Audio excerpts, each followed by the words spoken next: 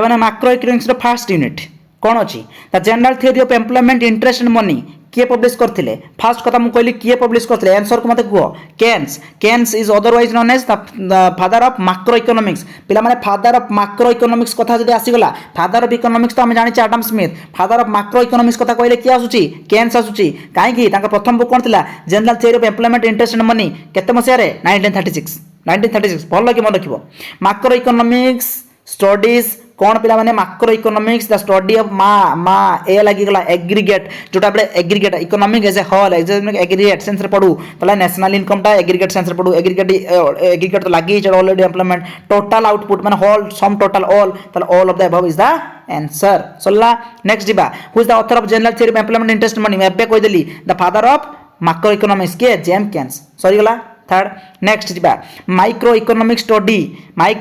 study टा को प्रकार स्टडी करे सिंपल कथा बहुत इजी मु बार बार एग्जाम रे कहछि कोन individual economic unit price theory जदि इनकम थ्योरी हेता ताले पिला माने कोन माक्रो इकोनॉमिक्स पार्शियल इक्विलिब्रियम जदि जनरल हेता ना ताले माक्रो ताले पार्शियल